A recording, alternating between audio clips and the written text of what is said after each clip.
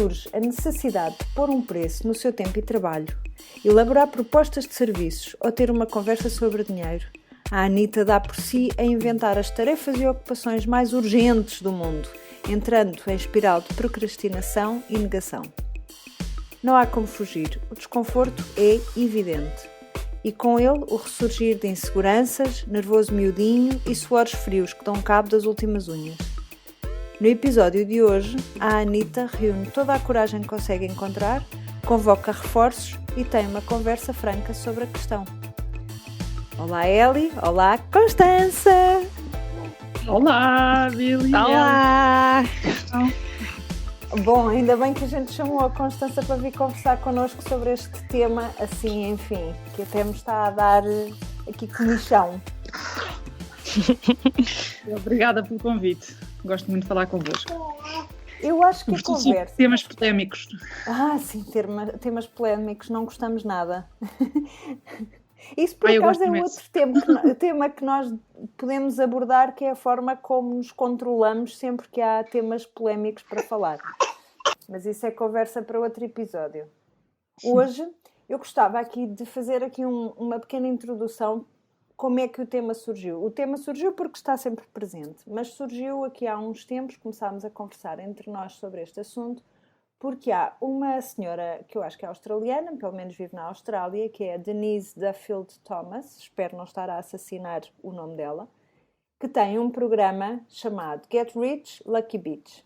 O trabalho que ela faz é à volta dos bloqueios que as mulheres têm com dinheiro.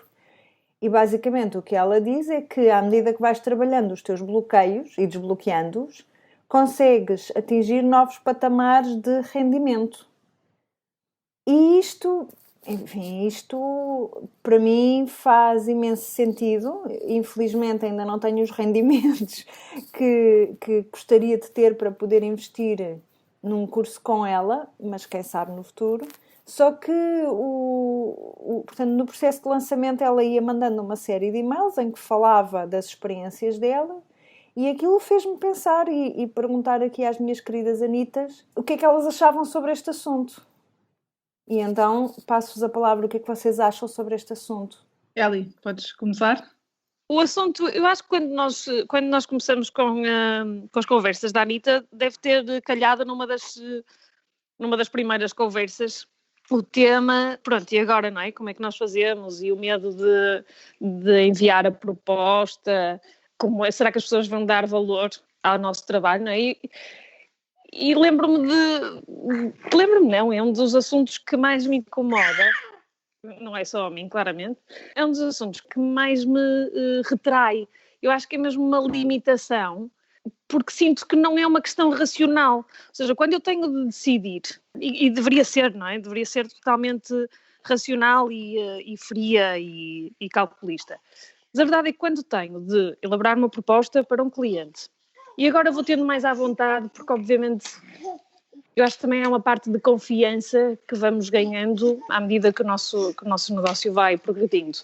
Mas lembro-me de demorar não sei quanto tempo a conseguir elaborar uma proposta, das dúvidas todas, de perder a autoconfiança quase, com medo que fosse rejeitada a proposta, que a minha proposta fosse rejeitada. E obviamente é uma questão, no meu caso era totalmente emocional e irracional, no sentido em que eu conheço o meu valor, minhas filhas também, claramente, e são maiores fãs.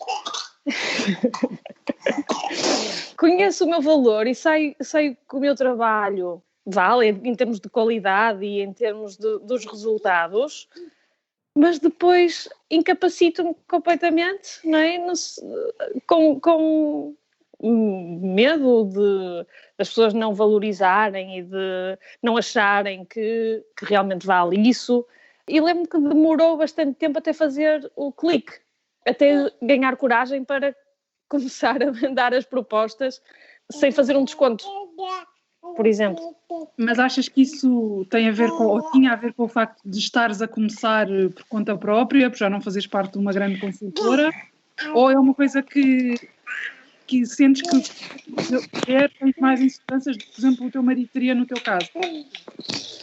Eu lembro-me de ter discussões com o João a propósito disso, porque para ele parece tudo muito óbvio.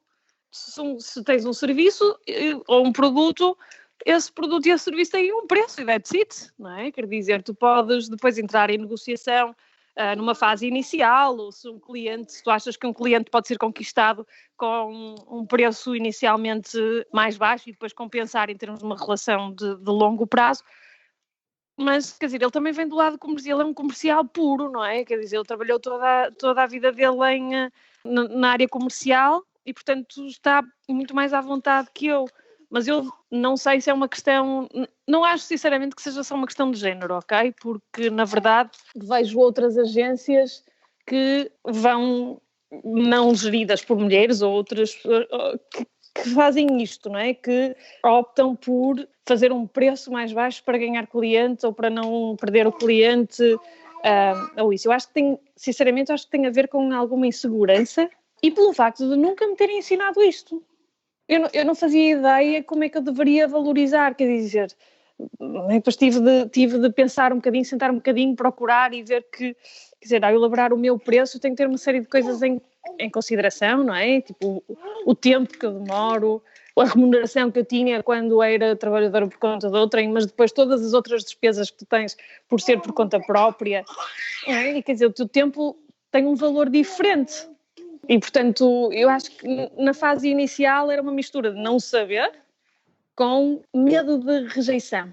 Tu estás a começar e sentes uma pressão para aceitares, ou para tentar ir ao máximo, ou tentares conseguir o cliente, nem que isso seja às custas de um preço mais baixo. Eu acho que aí já aprendi, não é? Eu acho que neste momento já sei, se tivesse de recomeçar, acho que já sabia como fazer para não pôr em risco a estratégia futura, porque o grande risco, eu acho, é depois ficas ali num patamar em que não consegues sair, não é? Se tu começas muito por baixo, por um lado passa uma mensagem ao mercado também que tu és low cost, não és um serviço premium, e depois é muito difícil subir o preço se as coisas não estiverem bem estabelecidas desde o início. E tu, Constança, o que é que tu achas sobre este tema bicudo? Bem, eu acho várias coisas. Acho que eu venho de um mundo diferente, não é? O meu mundo, em termos de pôr preço, dar um preço ao meu trabalho, é o mundo das coisas feitas à mão. Que aí a fórmula é mais fácil de, no fundo, de chegar a ela, a fórmula de quanto é que custou os materiais, quanto tempo é que eu demorei, tudo isso. Até há fórmulas, se a pessoa pesquisar na internet, há fórmulas para isto, só que depois o problema das coisas feitas à mão, e tu que tricotas sabes melhor do que ninguém, Billy, é que demoram tanto tempo a fazer que o valor de mercado, sobretudo numa sociedade de consumo massificado em que a comparação que as pessoas têm é o que é que a Zara ou a Parfois vendem, é completamente desfasado, não é? Portanto, o que eu sinto agora só na parte das coisas feitas à mão é que é sempre demasiado caro para o comprador e nunca é suficiente para o artesão, vamos lhe chamar assim. Por outro lado, também acho que tem a ver com o país em que nós vivemos, e aí acho que se prende um bocado com o que diz a Ellie. Porque a outra conclusão que eu cheguei foi que se eu fizesse produtos que fossem facilmente comparados com o que, mais uma vez, o que vende a Zara ou a Parfois ou uma loja assim de brinquedos, portanto coisas médias, as pessoas comparariam imediatamente. Se eu fizesse um produto de luxo, e aí a Ellie falou no premium, não é? Num serviço premium, aí como há menos e é muito mais especial, isso é muito mais valorizado e as pessoas estão dispostas a investir mais nisso. Depois, quando eu falava aqui no problema de Portugal, e eu senti isso, eu já vivia em Inglaterra, que é um mercado completamente diferente, e depois tive a experiência de viver 5 anos na Nova Zelândia, que é um mercado ainda mais pequeno do que o português, e um mercado muito frugal e de gente pioneira que não gasta dinheiro em nada. Se nós achamos que Portugal é um país com pouco... Eles até têm mais poder económico do que nós, porque a agricultura lá dá dinheiro, mas é gente muito frugal, que não gasta dinheiro preferem fazer tudo, ou comprar em segunda mão. Portanto, eu acho que tem a ver também com o país em que a pessoa está, no fundo, quanto dinheiro é que as pessoas estão dispostas a dar por X. Eu vejo os preços que as americanas praticam, por exemplo, agora vou falar no exemplo de bonecas feitas à mão. Eu agora vendo as minhas por 125 euros, que eu acho que em Portugal é um preço que, quer dizer, a pessoa engola em seco e pensa, bem, uma boneca, 125 euros, mas eu vejo americanas a fazer o mesmo não que nunca são iguais, não é? Mas semelhantes, por 300, 500, 1000 dólares. E depois também vejo gente em Portugal a fazer por 25 euros, que eu não percebo, que nem sequer paga os materiais. Portanto, acho que isso, não sei se as pessoas não valorizam o seu trabalho, acham que o seu tempo não conta. Porque eu estou a fazer isto à noite, à frente à televisão, portanto, ao menos sempre vou ganhando algo para fazer a próxima e para os meus materiais. E por outro lado, acho que as pessoas têm medo de pedir porque têm medo de ouvir um não. E aí sim, eu acho que também tem muito a ver com o nosso género, com o facto de sermos mulheres, porque fomos criadas e eu acho que a geração agora mais nova já não tem estes problemas, mas acho que nós ainda apanhámos o fim de uma cultura de meninas bem educadas, meninas que não levantam ondas, que são agradáveis, que não querem ofender, e então não somos assertivas, não, é chato pedir muito, não sei, temos medo de ouvir um não queremos parecer mandonas, não é? Que é uma coisa que se diz às miúdas pequenas quando são assertivas, há uma mandona que eu nunca ouço dizer dos rapazes, que são líderes, não é? E pronto, acho que queremos evitar um bocado confrontos, mesmo que seja de uma maneira inconsciente. Eu acho que vocês tocaram mesmo no ponto que para mim é fulcral, que é exatamente esse. Nós fomos educadas, por um lado, para não levantar ondas, e estou a generalizar, obviamente, com todas as exceções que existem, e por outro lado, porque levantar ondas, sobressair, vir aos holofotes para nós, e isto, nós não podemos esquecer que os nossos pais viveram uma grande parte da sua vida em ditadura, portanto, chamar a atenção poderia potencialmente significar risco de vida. E portanto, não estou a criticar, eu acho que isto é uma herança muito forte. Basicamente, o que eles nos tiveram a ensinar foi instinto de sobrevivência, foi ditado pela sobrevivência. Mas isto tem consequências, e acho que essa é uma das consequências. Por outro lado, temos um medo terrível de ser rejeitadas. E acho que isto provavelmente também vem dessa herança cultural.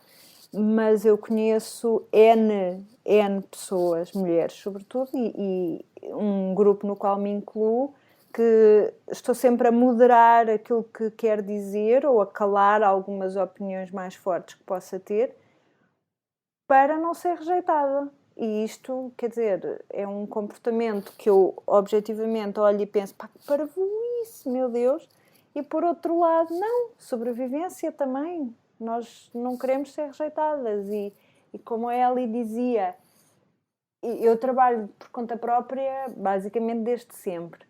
Agora é um bocadinho mais fácil fazer orçamentos, demora menos tempo, mas não deixo de sentir o frio na barriga no momento de os enviar, sempre, sempre, sempre, e tenho sempre um conflito interno em que acho que, apesar de estar a pedir mais dinheiro do que acho que é aquilo que as pessoas vão querer pagar, acho sempre que é menos dinheiro do que aquilo que eu deveria receber.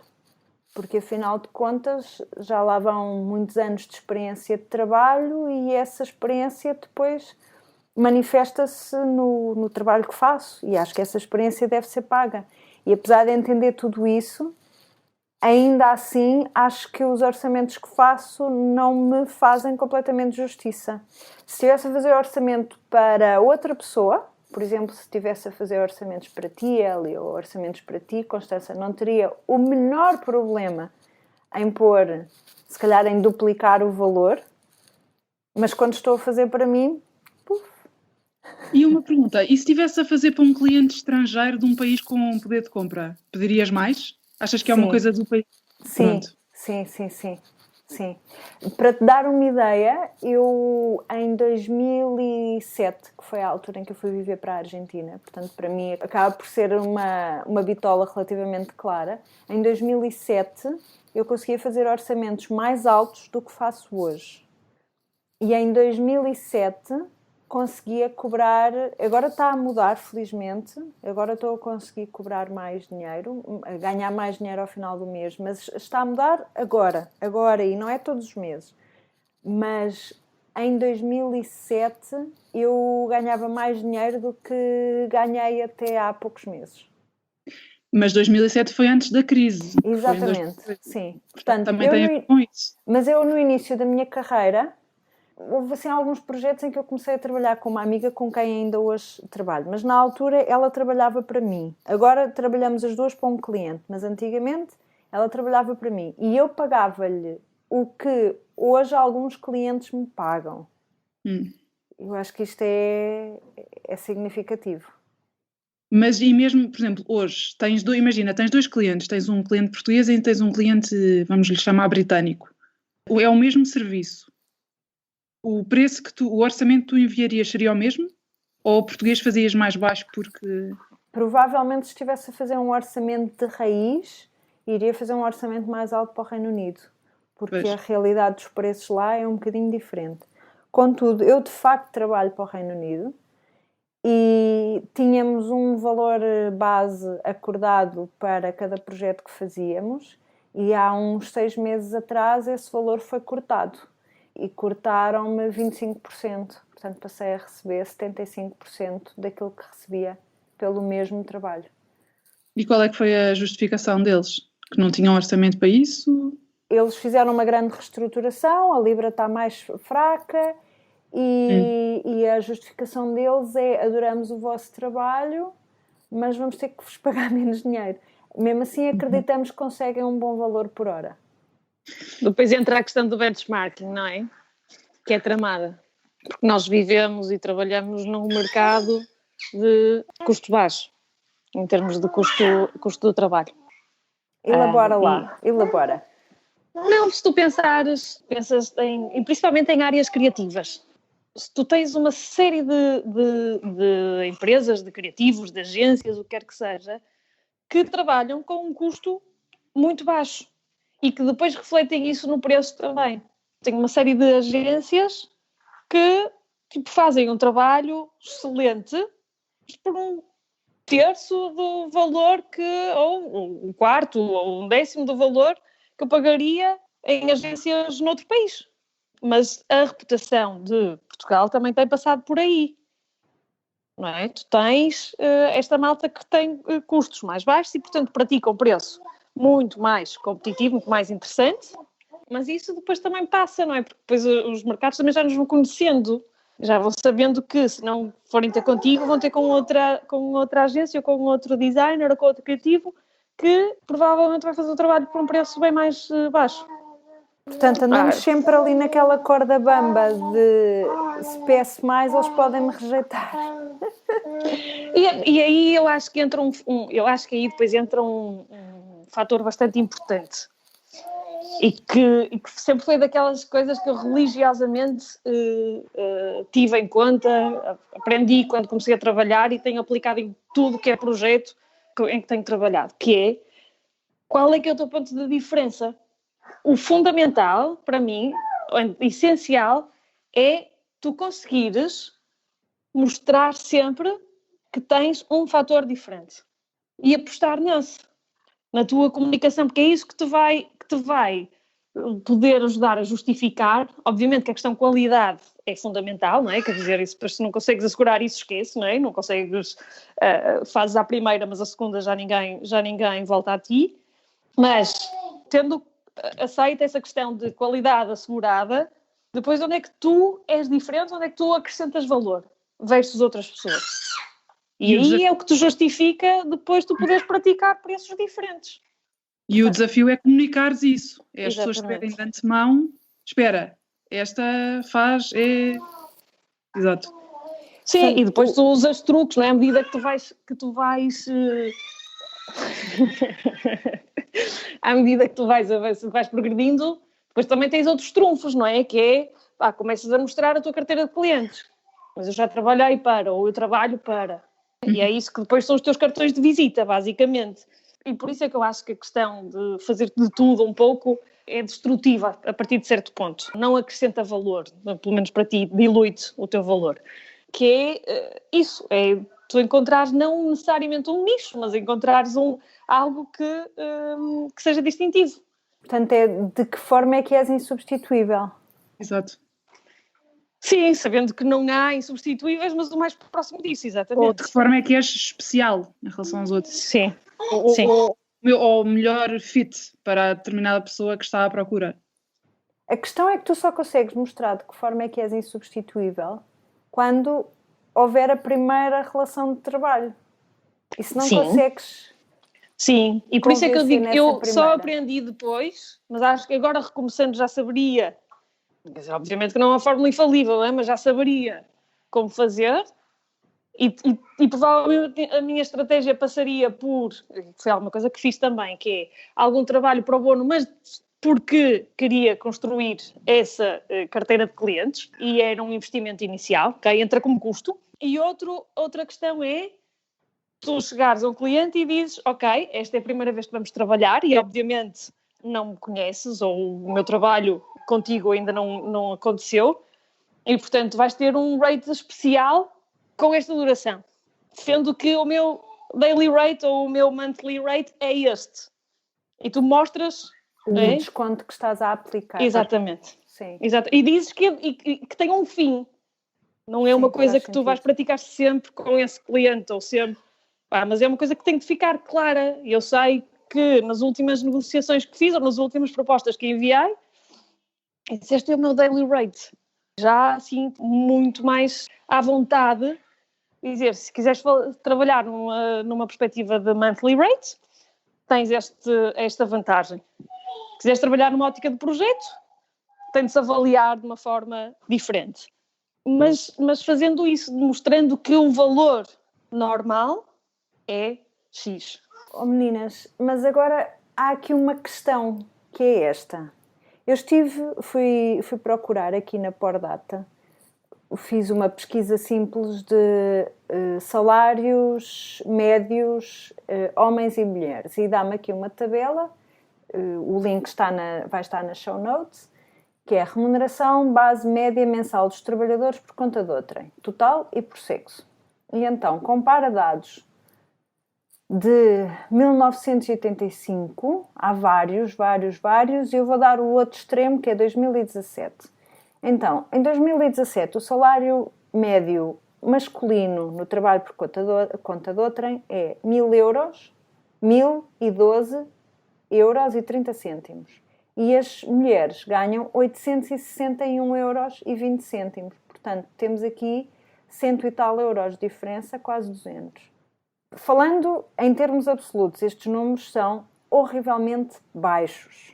Portanto, quem tenha uma renda de casa para pagar, eventualmente uma escola, mesmo que tenha as crianças na escola pública, se tiver uma criança com menos de 3 anos e estiver numa escola, já vai ter uma mensalidade para pagar.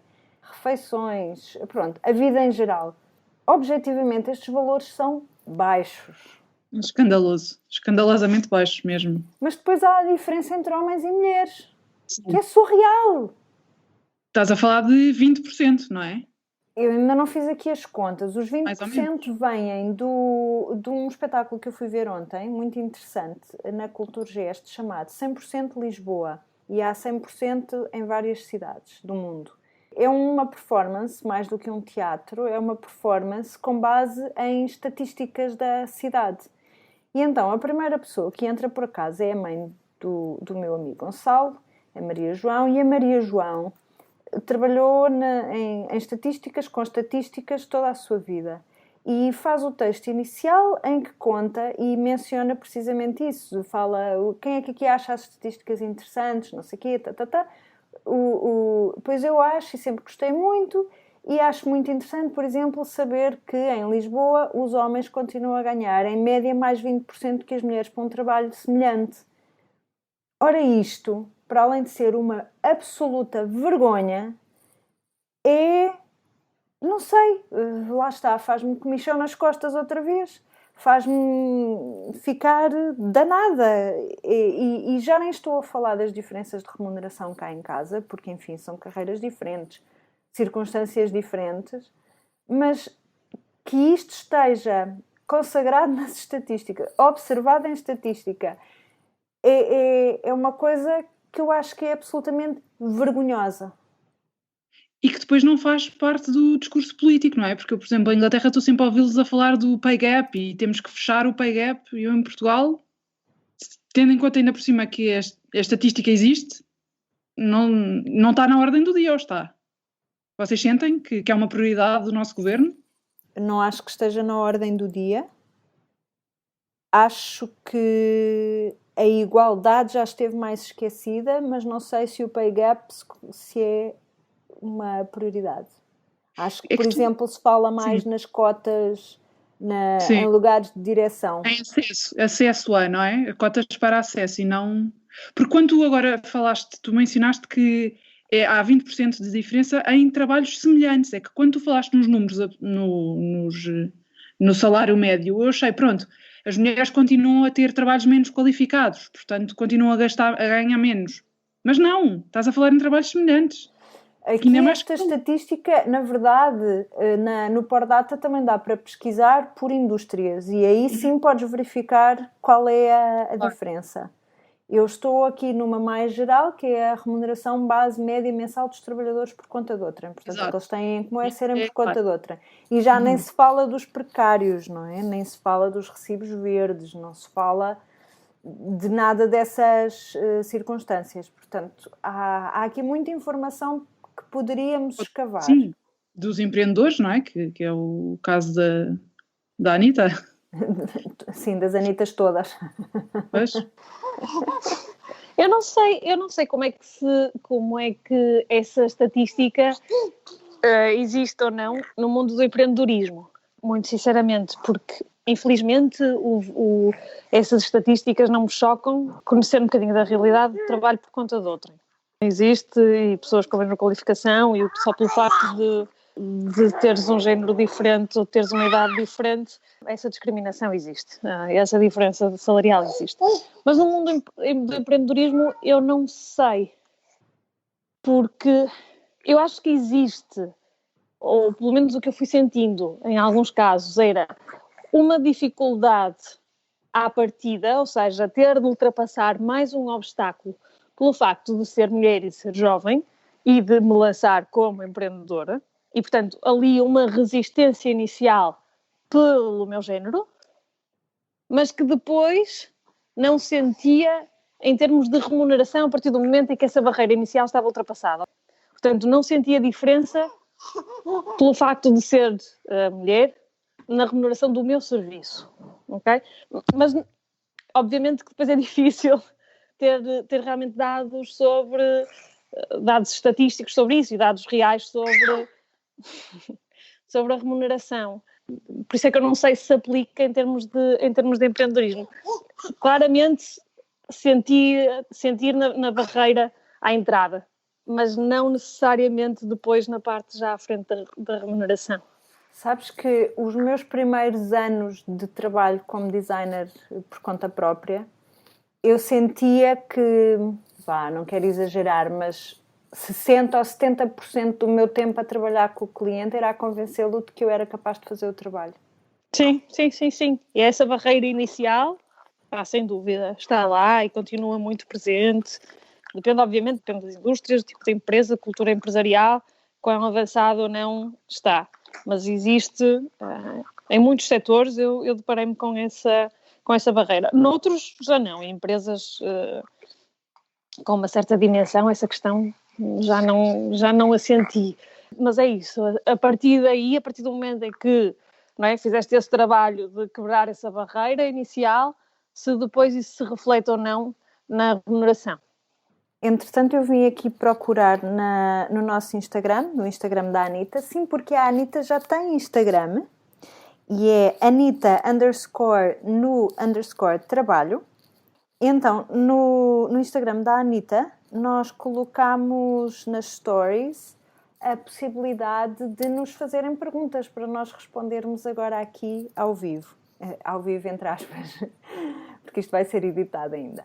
mas estava aqui a procurar e esta é uma funcionalidade que nós queremos alargar para futuros episódios, portanto estejam atentos, não se esqueçam de nos seguir lá e sempre que tiverem alguma pergunta podem também fazer por lá. A Anitta é a querida Anitta em todo o lado. Constança, tendo em conta estas nossas dificuldades, que estratégias é que tu tens para vencer, sei lá, os arrepios na barriga, o friozinho na altura de colocar preço nos teus produtos? Bem, eu cheguei à conclusão, houve uma altura em que eu fazia muitos produtos para vender e a certa altura fiquei bastante burnt out. E porque cheguei à conclusão que estava a praticar preços impossíveis. Apesar das pessoas continuarem a achar, algumas pessoas me continuaram a dizer que era caro, mas lá está, estavam a compará-las com mass market. E então o que eu fiquei para aí 2 ou 3 anos sem fazer, entretanto isso também coincidiu com ter tido o meu primeiro filho, e depois cheguei à conclusão que a minha estratégia ia ser diferente, e ia deixar de fazer coisas que toda a gente fazia. Eu comecei por fazer sacos e depois assim, uns organizadores de carteira e comecei a fazer coisas mais especiais. Por exemplo, a história de restaurar berços antigos de bonecas e fazer bonecas com tecidos antigos e naturais e ecológicos. E lá está. E quando a Eli falou no qual é o teu ponto de diferença, eu percebi que eu teria que ter um ponto de diferença. Eu cheguei à conclusão que as pessoas, por produtos, no fundo, num escalão acima do mercado, quase produtos de luxo, não são produtos de luxo, mas aí as pessoas, o valor, como é que se diz em português, aquele perceived value, não é? O valor que as pessoas acham que uma coisa vale, é mais elevado num produto mais especial e mais único e que não tem um equivalente a mass market. É impossível ires a uma loja comprar um berço dos anos 50, restaurado com tecidos antigos, com coisas que as pessoas já nem usam em casa. Por exemplo, eu faço os colchões como antigamente e depois ponho um lençol de linho e um cobertor e uma colcha e não sei o quê. Portanto, se for uma coisa única e especial, e que demora obviamente muito tempo, isto não é um truque, um gimmick que eu arranjei para fazer, no fundo, para sacar mais dinheiro, não é nada disso, no fundo é poder praticar um valor mais aproximado ao valor real que as coisas... E eu estou convencida que se vivesse num país com muito mais poder de compra, podia pedir o dobro pelos meus berços, ou o triplo. Ou em um país em que eu em Portugal aprecio isso muito. Por exemplo, na Nova Zelândia nunca consegui vender nenhum, porque não era uma coisa apreciada, porque não há... É uma sociedade, como eu dizia, muito mais simples e muito mais... eu não quero dizer básica, mas muito mais... também não quero dizer primitivo, porque tem um valor negativo, mas não há sofisticação. Portanto, as pessoas querem uma coisa funcional, uma boneca, uma cama para a boneca e pronto, não interessa se o tecido tem 100 anos ou... Portanto, como eu dizia, eu acho que depende muito do país em que a pessoa vive, mas para uma pessoa que está limitada por um país com um poder de compra menor, há sempre gente que valoriza e que prefere que a filha tenha 2 bonecas muito especiais do que 20 Barbies. Portanto, são essas pessoas a quem eu tenho que me dirigir, e lá está, também não ser aquela coisa que às vezes se ouve, não seja um baunilha, ou seja, o vosso produto não tem que agradar a toda a gente, porque assim ninguém vai valorizar e não vai agradar a ninguém, mas vai fazer uma coisa ultra específica e que só vai agradar a um certo setor de mercado, mas que esse setor vai achar fantástico ou especial, ou não estou a dizer que as minhas coisas são fantásticas, mas pronto, do que tentar agradar a toda a gente e ficar diluído. E notaste dificuldades quando, de certa forma, pivotaste para produtos mais baratos, para produtos mais exclusivos? Notaste dificuldade em escoar esses mesmos produtos no público que tu tens?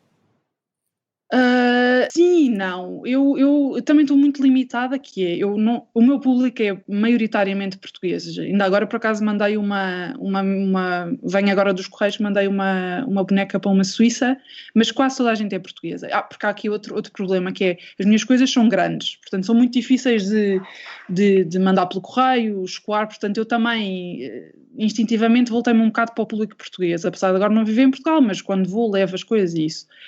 E eu também quando me perguntas se eu não tenho dificuldade, eu cheguei à conclusão que mais vale vender menos, mas com um valor mais real, e no fundo ganhar o mesmo, do que estar-me a matar e fazer o meu próprio sweatshop e vender coisas que entretanto muita gente começou a imitar e que se diluíram completamente. E eu também, como tive um grande gap entre viver em Lisboa e depois na Inglaterra e fazer sacos de pano, e depois comecei a fazer uns kits para as pessoas fazerem mantas de patchwork em casa, e isso teve imensa saída, mas lá está, também não havia ninguém a fazer. Portanto, já pude praticar um valor mais, ou seja, já pude pensar quanto é que isto me custou, em vez de pensar quanto é que as pessoas estão dispostas a dar por isto. Percebes? Quanto é que isto me custou? Não. Quanto é que isto vale? Quanto é que eu tenho que pedir para cobrir os meus custos e o meu trabalho? Tudo aquilo que tu dizes faz todo o sentido, e tu já tens um público e um reconhecimento público significativos e que te ajudam a encontrar no teu público as 3 ou 4 pessoas que estão disponíveis para te pagar não é uma peça cara, é mais dinheiro, apesar de ser um valor justo, é mais dinheiro por uma peça. Claro, mas tu agora falaste em 3 ou 4 pessoas e isso é assustador, não é? É porque eu no fundo agora estou a fazer às 3 e 4 de uma vez, mas eu para isto ser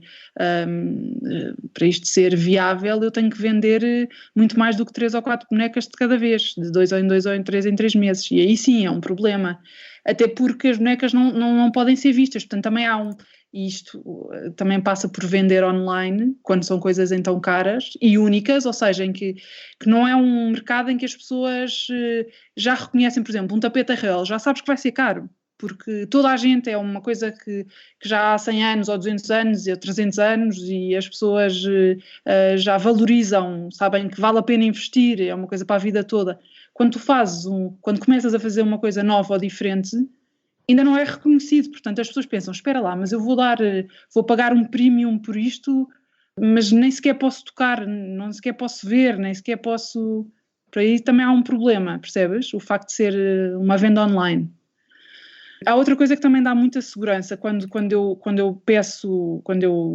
decido o valor das coisas, eu sei que isto vale, ou seja, é uma questão de autoconfiança e de segurança. Eu sei que estas coisas valem, sei que não fiz isto à pressa, sei que não arranjei estratégias para reduzir os meus custos, sei que fui escolher as coisas especiais, portanto não tenho problema, já não sinto aquele frio no estômago quando peço, lá está, 125 € por uma boneca, e que dedico que podia pedir perfeitamente, e que me apetecia pedir o dobro, mas sei que lá está, que as pessoas não iam dar, porque 125 já é muito dinheiro em Portugal.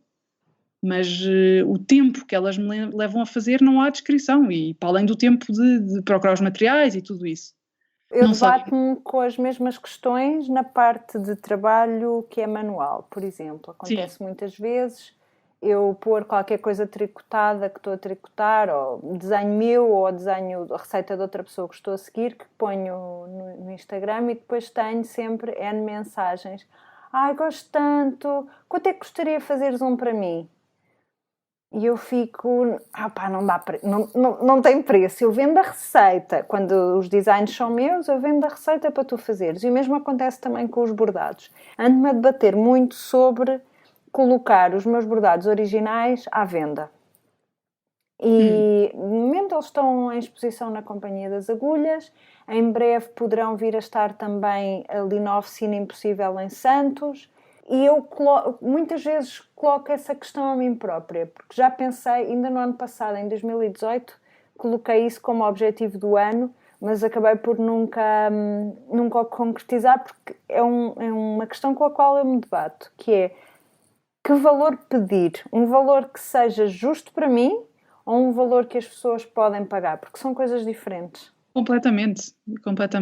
E eu acho que agora que tu falas, por exemplo, num bordado, que é um bordado, no teu caso, que se põe na parede, não é? É uma peça decorativa. Sim. Não estamos a falar dos tricôs. Aí eu acho que nós já entramos numa discussão que é aquela história do art versus craft. que se calhar se for uma coisa para pôr na parede no fundo, pões ao lado de um quadro, podes pedir mais, porque não é um objeto utilitário e as pessoas estão dispostas a assim um clique que se faz na cabeça das pessoas. Aí está. Aí há uma coisa que é muito importante nesta parte em particular do trabalho, é que eu preciso de o posicionar como sendo arte. E na verdade tu podes colocar exatamente o mesmo desenho, com as mesmas cores, com os mesmos materiais, numa t-shirt, na t-shirt da tua filha, no caso dos teus filhos, e aí quem é que vai dar aquele valor por isso? Pois. O bordado está ali numa zona muito cinzenta, em que, obviamente, eu é que eu tenho que posicionar como arte para pendurar na parede. E não como uma coisa que eu fiz ali, que demorou imensas horas, não é? Mas esta dúvida, este dilema... Para além de ter demorado muitas horas, é um desenho original, não é? É um desenho original, sim. Claro. E esta dúvida tem-me gerado tanto debate interno que acabo por paralisar e não coloco os bordados à venda. Mas sabes que eu, por exemplo, o bordado, o tricô, a costura, eu acho que também é muito ou desvalorizado ou pouco valorizado, porque sendo artes tradicionalmente femininas, lavores, e sendo uma coisa que as mulheres faziam em casa, nos tempos livres, nunca foi visto como trabalho sério. Portanto, as pessoas têm grande dificuldade em achar, sim, mas isto era, em ver a diferença, sim, a minha avó também fazia crochê à lareira, percebes? Exato. E eu venho sempre com esta perspectiva da angry feminist, eu não quero ser a voz aqui que está sempre, as mulheres, os homens, o patriarcado, mas é verdade, não achas? Acho. E, no entanto, a Lourdes Castro, a nossa artista plástica, tem vários trabalhos, não me lembro se é uma série completa, se foi uma parte, ou seja, usou muitas vezes o bordado como meio artístico. Mas puxou-o para a arte, portanto... Puxou para a arte. Usou formatos grandes, ainda por cima... O que é interessante é que, do ponto de vista técnico, o bordado, falando puramente do ponto de vista técnico, o bordado dela podia ser executado por qualquer pessoa. Uhum. Não estamos a falar, por exemplo, de uma colcha de Castelo Branco, em que é um bordado super técnico e específico. Claro. E, no entanto, a Lourdes Castro conseguiu levar o bordado para o museu e puxá-lo para a arte, e que seja valorizado e percepcionado como sendo arte. E não sei se tem peças à venda, se há peças à venda em galerias, se não, e se sim, por que valor é que foram comprados. Mas duvido que uma manta de Castelo Branco, que em termos técnicos é muito mais complexa, consiga os valores de uma peça artística. É ali uma fronteira muito delicada, e acho que sim, que se prende muito com o facto de ser um lavor feminino, e o lavor é menos apreciado do que outra coisa qualquer. Eu aí acho que não concordo a 100%. Conta-nos tudo. Não, porque eu não vejo como... há muita gente, não é? Eu penso na nossa geração, gerações a seguir, essencialmente, que nem sequer estão por dentro de dá trabalho, não dá trabalho, era mais ou menos valorizado, é uma coisa fácil. Eu acho que voltamos à questão que tu tinhas falado e que tínhamos falado inicialmente, que é: qual é o posicionamento que tu dás ao teu produto? E qual é que é o público-alvo que se adequa ou que faz sentido com esse produto? Porque, é assim, vamos ser realistas. Nem tudo é um negócio fabuloso ou vai ter imenso potencial de negócio. Pode haver produtos que são absolutamente fantásticos em termos de pessoas interessadas, mas que depois o valor pelo qual o vendes nunca compensa o teu custo. Ou, pelo contrário, encontras ali produtos que vendes uma quantidade mínima, mas que o que cobras por cada unidade, faz com que tu não precises fazer mais nada. Eu acho que passa muito por aí tentar ver se onde é que o que tu fazes, ou o que tu podes fazer, tem valor, e tem um valor que encontra um público-alvo disposto a pagar por ele. E muitas das vezes o que vai ter de acontecer é que vais ter de fazer ajustes, ou no teu produto, ou no público-alvo que andas à procura, e ser muito mais focado. E encontrar meios onde tu vais pôr o teu produto disponível, que não são necessariamente onde está toda a gente. Não vais querer ter as tuas coisas na Amazon, provavelmente, mas gostarias de ter isto numa galeria de arte append. E, portanto, eu acho que há um trabalho aqui fundamental que é fazeres o benchmarking do que tu tens versus o que há aí, o que é valorizado e onde muitas das vezes tu estás a criar, imagina, estás a criar um produto novo, as pessoas nem sequer o sabem, nem sequer o conhecem, nem sequer sabem que têm necessidade dele, e aí estás a criar essa necessidade, mas eu acho que passa tudo muito por esta fase inicial que vai sofrendo ajustes, não é? E que é também aí que tu vais descobrindo nichos ou que tu vais adaptando produtos e vai criando produtos que se tornam um sucesso. Em vez de estar a forçar ou a tentar que uma coisa que tu fazes agrada a toda a gente. São excelentes conselhos. Estou aqui a... Primeiro, a pessoa perceber que só por fazer, lá porque eu gosto de fazer, vou dar o exemplo, sacos de pano, não quer dizer que isso seja uma coisa viável. Depois o posicionamento, também acho fantástico isso, de teres conseguido resumir numa palavra aquilo que eu estava a dizer. Demorei 5 minutos para dizer. No fundo, estas feiras craft que há, as pessoas nunca vão dar o valor que tu queres, porque é visto, mas se mesmo o saco ou mesmo a boneca estiver na loja de um museu, é logo outro público, outra percepção, e aí as pessoas, o público já estará disposto a pagar X. Vou agora digerir tudo isto, acho que são ótimos conselhos. Em termos de orçamentação, por exemplo, para serviços e não tanto produtos e produtos na onda do handmade, o que eu noto é que, à custa de tanto frio na barriga, eu vou tendo um bocadinho mais de resistência ao frio na barriga e um bocadinho mais de resistência ao medo da rejeição. O que eu faço é que agora tenho mais claro todas as minhas despesas. O facto de ter dependentes a cargo torna tudo mais fácil em termos de negociação. É muito mais fácil negociar em prol de outra pessoa do que, digamos, em meu benefício. Por exemplo, como aquilo que estávamos a dizer há bocado, se eu tivesse que fazer um orçamento para ti, Constança, ou para ti, Eli, não teria metade dos prioritos que tenho quando estou a fazer para mim. E então pensar que eu tenho que trazer dinheiro para a minha empresa, para alimentar a minha empresa, para alimentar as pessoas, para me dar um salário a mim, para poder sustentar a minha família, ajuda-me a sentir mais coragem ou menos frio na barriga na hora de enviar os orçamentos. E depois a verdade é que também já tenho outra idade, já tenho outra experiência, já tenho mais poder de argumentação, ou mais exemplos para trás, ou mais currículo feito, mais clientes com quem trabalhei. E isso, obviamente, também ajuda. Pronto, ajuda, mas também não resolve completamente. A outra coisa é que, se calhar agora, também com os anos, felizmente, em vez de ficar mais conservadora nos trabalhos que eu aceito, também me sinto mais confiante para arriscar mais e começar a pôr o pé também em áreas onde, se calhar, tenho menos experiência, mas sei que posso dar um contributo diferente e válido. E isso também me ajuda a conseguir pedir valores diferentes. Portanto, resumindo e concluindo, segurança pela experiência de trabalho e pensar que tenho pessoas a cargo que precisam de ser alimentadas, portanto não posso estar a fazer borlas. E nem descontos, nem nada disso. Quanto aos pro bonos que estavas a falar, Eliana, eu fiz, sobretudo no início da carreira, fiz ali muitos pro bonos, fiz muitas coisas em que, eu vou apresentar um bocado de trabalho, digamos, gratuito para as pessoas verem e depois valorizar. E cheguei à conclusão que ninguém valoriza uma vez que é dado em pro bono.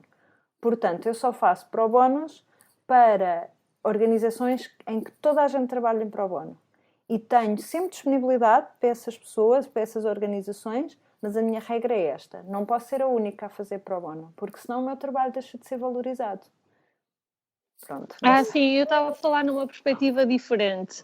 Não valorizar o trabalho com esse cliente, mas um bocadinho usar esse cliente também para teu benefício próprio. Ou seja, no início, aceitar fazer algum projeto com algum conhecido, ou algum amigo, ou alguém que esteja a fazer trabalho de mentoria, por exemplo, e depois usar isso no meu currículo para eu apresentar como credenciais minhas para outros clientes. Ou seja, esse cliente não vai ser uma aposta, ou seja, não fazer pro bono como uma aposta para depois ganhar esse cliente, ok? Porque isso sim, concordo, tu começas num pé de desigualdade tremendo que nunca vais conseguir superar. É mais numa perspectiva interesseira também de eu vou usar isto, ou seja, eu vou pôr o meu trabalho aqui, as minhas horas, mas eu depois vou usar isto em benefício próprio, ok?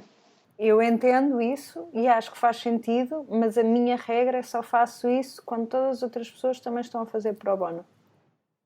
Mesmo usando, porque eu obviamente quando faço trabalhos pro bono faço-os com todo o amor, carinho e brio e zelo que tenho para os trabalhos que também estão a ser pagos. Para mim é fundamental que as outras pessoas também estejam a trabalhar em pro bono, porque senão é como se eu estivesse a reforçar a mensagem de que o design qualquer pessoa pode fazer, até porque tem um computador lá em casa com Word, que eu ouvi isto muitas vezes. E em relação ainda ao orçamento, eu queria-vos fazer uma pergunta. Vocês guiam-se pelo valor de mercado dos vossos colegas ou com competição, no fundo? Ou põem isso completamente de lado e focam-se apenas no valor do vosso trabalho, horas que demora, etc.? Eu não sei quanto é que os meus concorrentes, os meus colegas cobram, por isso não faço a menor ideia. E gostarias de saber, gostavas que, por exemplo, nestas indústrias criativas que fosse uma coisa mais aberta, mais conversada, houvesse tipo... Sim, adoraria que fosse tabelado, por exemplo. Adoraria que fosse tabelado, porque me iria tirar muitas dores de cabeça. A sério? Eu vejo isso de uma forma diferente quando estás a falar de criação. Uma parte criativa eu acho que tem muito de subjetivo. Eu não acho que seja assim tão uniforme quanto isso, a forma como tu executas um logo. Obviamente que há preços mais ou menos definidos para fazeres uma identidade visual. Mas a verdade é que acho que há muitos fatores depois que entram por aí também, entram em jogo também. O tabular, não sei se depois não... Mas há preços definidos onde? Aí é que está. Porque eu não peço orçamentos a colegas. Portanto, tu se calhar como cliente pedes 5 orçamentos para um projeto. Mas eu sou, neste caso, fornecedora, não peço 5 orçamentos a colegas. E no fundo, se soubesses quanto é que os teus colegas levam, se calhar às vezes evitava-te demasiado ou pedir menos. Sim. Eu vejo isto. No meu caso, eu faço maioritariamente produtos, mas já houve alturas em que fiz colaborações. Por exemplo, houve uma altura em que eu escrevi para o blog do IKEA Family, já houve marcas que me perguntaram, quiseram colaborar comigo, e eu, por não saber quanto é que as pessoas na mesma situação que eu levam, às vezes ou pedi de mais ou não pedi de menos, ou pedi de menos, percebes? No fundo dei sempre um tiro no pé, e se calhar fui rejeitada pelas duas... Eu quando vim para Portugal, depois de viver na América Latina, estava muito desfasada da realidade, penso, e foi assim que eu me senti. E de vez em quando precisava de fazer um orçamento, perguntava assim a um amigo ou outro, de muita confiança, quanto é que cobraria por aquele trabalho.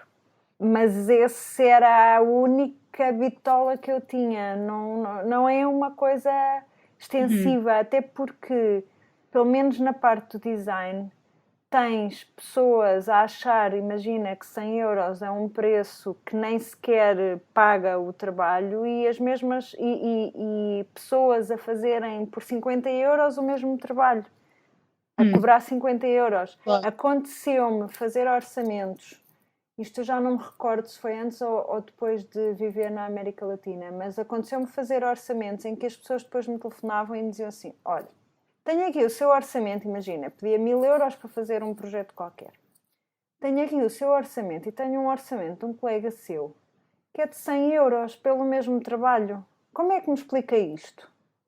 E eu ficava assim, olha, eu não sei explicar porque é que o meu colega lhe pediu 100 euros pelo mesmo trabalho. Eu sei lhe explicar porque é que eu pedi 1000 euros pelo mesmo trabalho, por esse trabalho. Vier a telefonar ao colega a perguntar como é que é possível fazer um trabalho decente por 100 euros, não é?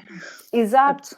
Mas eu expliquei, olha, porque eu faço assim, faço assado, faço não sei o quê, Eu não sei como é que o colega acha que 100 euros paga este trabalho. Mas isso é uma pergunta que lhe tenho que fazer a ele. Ora, eu sei que eu não fiquei com o projeto. Não sei se o outro colega dos 100 euros é que ficou com esse projeto. Eu não sei, não faço ideia. Mas também não sabes se a pessoa ficou satisfeita com... Imagina que foi não sei de nada, nem sei se o projeto avançou, se não. Mas eu imagino a perplexidade de um cliente que pede 3 orçamentos e tem um valor que é 10 vezes mais alto do que o outro.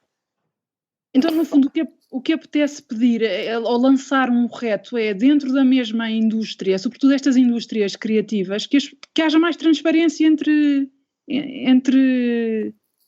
profissionais. Não apetece. Como havia, sei lá, a Associação dos Sapateiros e a Associação de não sei quê, que as pessoas conversem mais e que todas, não é que haja tabelas rígidas, não é? Porque há sempre gente que tem mais experiência e menos experiência. Não, as tabelas não são para ser rígidas, são para ser uma linha e depois tu adicionas a percentagem que achas que reflete a tua experiência, o teu currículo ou as tuas despesas. Mas eu acho que agora eu mudei de estratégia quando faço orçamentos, que é a seguinte: as pessoas pedem, eu gostava de ter um orçamento para não sei o quê.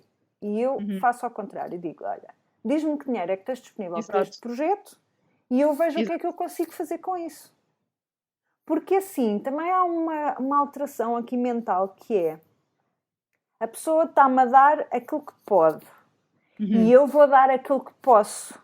Exato. E então assim é como se houvesse um esforço... Eu só consigo fazer Y. Exato. É como se houvesse um esforço semelhante.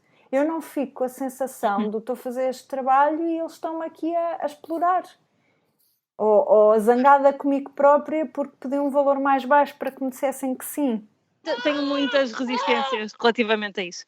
Acho que depois tu entras em questões como autolimitadoras, porque tens uma tabela que te diz que entre aqueles valores tu vais ter de trabalhar entre aqueles valores e depois deixas de ter o teu próprio valor enquanto marca Billy, ou enquanto marca Air Studio, ou enquanto marca Constança, porque estás limitada ao que a indústria convencionou. E mas tu tens mais do que isso. Assim. São quase parâmetros mínimos, não sei. É um bocado isso, é um intervalo estatisticamente. Sim, mas depois como é que uma empresa, como é que o teu cliente vai ler isso, entendes? Porque se essas tabelas existem... Não, mas eu acho que as tabelas têm que existir dentro da própria, da associação, não vêm cá para fora. Mas vem. É que as pessoas têm que ser Isso não consegues porque depois estabeleces aquele valor dentro da indústria. Tudo. O que eu acho é que, e eu acho que nós aqui estamos em realidades muito diferentes, mas as pessoas não conversam muitas vezes, imagina, agora vou falar em bloggers e marcas. Se os bloggers nunca falam em valores uns com os outros, as marcas só com isso só conseguem, no fundo, aproveitar-se do blogger, porque como não há valores mínimos, como tu achas que, pronto, é uma indústria que ainda está a começar e é chato estar a pedir X e será que eu tenho valor? No fundo, percebes? Eu vejo agora campanhas que bloggers fazem, uma marca lhes pede, nós temos este shampoo e queremos que ele apareça num blog post, em duas imagens de Instagram, que fales sobre ele nas tuas stories e que fales no Twitter. Antigamente eles teriam que contratar, a marca teria que contratar um fotógrafo, um stylist, o sítio, se fosse um estúdio ou uma casa ou o que fosse, e houve lá e eram balúrdios. E hoje em dia conseguem isso por muito menos, porque é só uma pessoa. E por outro lado, essa pessoa não tem bem noção também de quanto é que custava antes e quanto é que custava pré-blogger essa campanha e agora com os bloggers. Percebes? E isso também ninguém fala entre si. Acho que isso só nos faz receber menos. Depende, porque mesmo dentro desta nova realidade de influencers e tudo mais, já há muitos valores que estão pré-estabelecidos.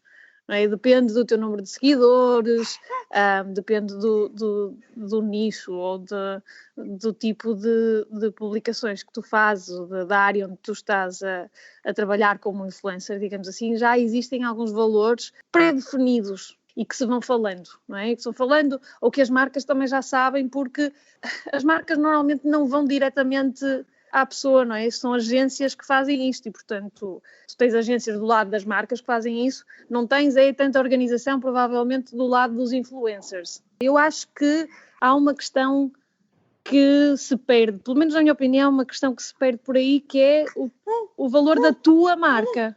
É um valor difícil de quantificar e de parametrizar, não é? Porque depois torna-se um valor quase intangível. Tu não queres que seja comparado com todas as outras porque Claro. tu acrescentas algo diferente. Mas sabes que quando eu vivi na Alemanha em 2001, eu trabalhei em part-time numa agência de comunicação e de publicidade. E lembro-me que na Alemanha havia uma tabela da indústria para os valores padrão, não é? Portanto, eu acho que aquilo era uma coisa mais estatística do que realmente um trabalho tem que ser pago assim, um trabalho tem que ser pago assado. E então, imagina, identidade gráfica para uma empresa pequena, para uma empresa média, para uma empresa grande. E dava valores padrão. Eu acho que era mais uma coisa estatística do que, de facto, uma tabela de tens que pedir isto, ou tens que pedir aquilo, ou tens que pedir aquilo outro. E eu acho que haver esse tipo de guia ajuda bastante a nivelar, digamos. Por outro lado, se calhar eu, do ponto de vista do consumidor, também gosto que exista essa incerteza para as pessoas eventualmente fazerem preços mais baixos, não sei. Mercado livre. Não há soluções perfeitas, há Não. sempre vantagens e desvantagens, mas... Resumindo e baralhando, temos é que pedir um valor que achamos que seja justo qual, para sim, nós. Confortáveis, sim. E que obviamente este ano, daqui a 2 anos, olhas, agora é confortável e se calhar daqui a 2 anos pensas, era muito baixo, mas o que interessa é que agora te sintas em paz com ele, não é? Não sintas, só estou a fazer este valor para apanhar este cliente. Que eu também não censuro, porque é difícil arranjar clientes novos. Só que, pronto, tem essa ratoeira importante, que é uma vez que tu começas a fazer preços baixos... Se toda a gente praticar preços baixíssimos para arranjar o cliente começa a achar que aquilo vale aquele preço tão baixo, não é? Pois é difícil pivotar. Pois, e depois um designer não consegue ganhar dinheiro, por exemplo. Porque o trabalho dele não é valorizado, ou um artesão não consegue ganhar dinheiro porque ninguém está disposto, ou porque as pessoas estão habituadas a pagar muito pouco. Bom, agora uma vez que já conversámos sobre esta questão de valores e preços e dinheiro, gostava de perguntar a quem nos ouve quais são as vossas experiências, as vossas opiniões. Trabalham por conta de outrem, trabalham por conta própria, como é que fazem orçamentos, como é que, mesmo numa negociação por conta de outrem, como é que calculam o valor do salário, como é que pedem, como é que fazem a negociação do valor do salário. Contem-nos as vossas experiências, por favor. E não se esqueçam que em breve, quando tivermos uma nova conversa assim, iremos colocar nas stories no Instagram, avisar-vos, e podem mandar-nos perguntas também por lá. E o Instagram da Anitta é Anita_no_trabalho. Vamos seguir lá.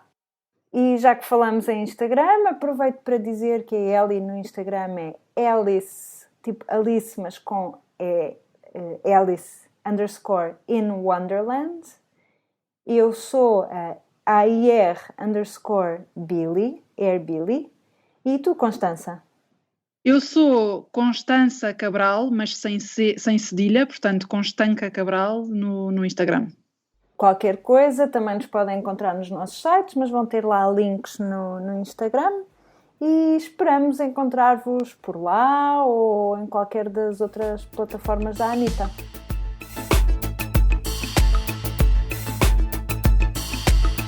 A Anitta regressa ao trabalho a cada 2 semanas com um ponto de situação nos seus projetos. No entanto, como boas aspirantes à omnipresença, continuamos ligadas no anitanotrabalho.com, onde poderão conversar connosco através da secção Querida Anitta, ou então no Instagram em Anita_no_trabalho, ou então em facebook.com/anitanotrabalho. Constança, como sempre foi um prazer conversar contigo. Muito obrigada pelo convite e espero falar convosco em breve outra vez e ouvir opiniões dos nossos ouvintes. Eu também estou desejosa de ouvir. E a Eli também está, mas está ali a gerir um momento de bolsado na família e, portanto, despede-se através de nós. Até breve. Adeus, até à próxima.